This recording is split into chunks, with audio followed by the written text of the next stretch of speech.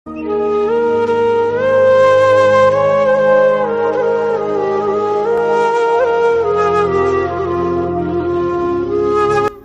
হামদুলিল্লাহ ওয়াসসালাতু ওয়াসসালামু আলা রাসূলিল্লাহ।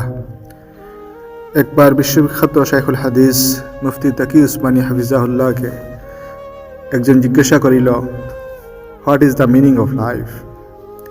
তিনি উত্তরে বলিলেন, সর্বদা আল্লাহর শুকরিয়া আদায় করা। এক নম্বরে তিনি এটাকে উল্লেখ করিলেন।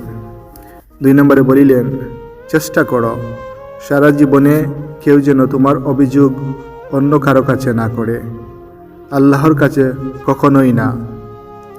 3 নম্বরে, বংশীয় লোকদের সাথে কখনো প্রতিদ্বন্দ্বিতা করো না, ক্ষতি হলেও মেনে নিও, তবে বিরোধিতা করো না, পরে ভালো ফল পাবে। 4 নম্বরে, কোথাও একথা বলো না, আমি আলেম, আমার সাথে অনুগ্রহ করেন, এটি কখনোই কাম্য নয়, চেষ্টা করো দিনদারি হয়ে চলার।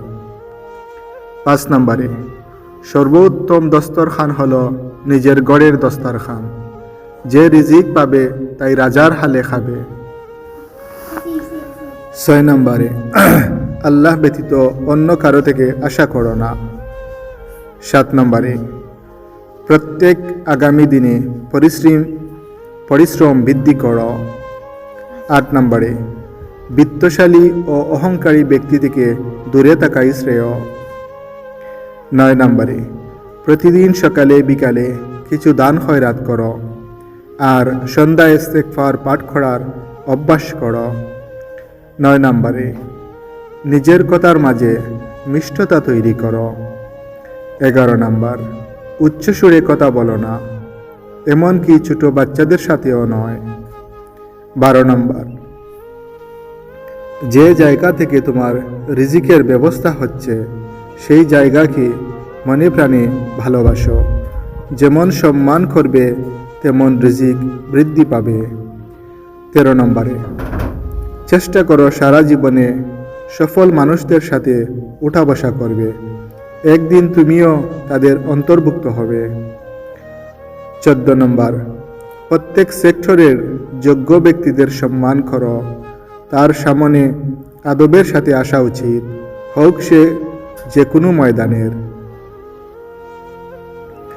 15 নম্বর, পিতামাতা, শিক্ষক ও আত্মীয় স্বজনদের সাথে যেমন উত্তম আচরণ করবে তেমন রিজিক বৃদ্ধি পাবে। 16 নম্বর, সব কাজে মধ্যপন্থা গ্রহণ করো।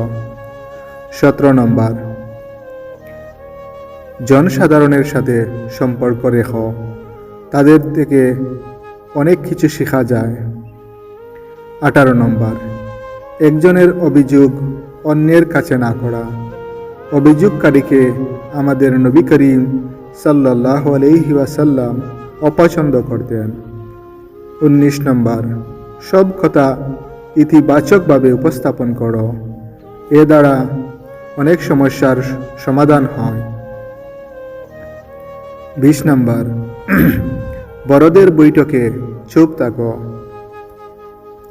আল্লাহ পাক সবাইকে আমল করার তৌফিক দান করুন এবং শাইখের হায়াতে বারাকা দান করুন।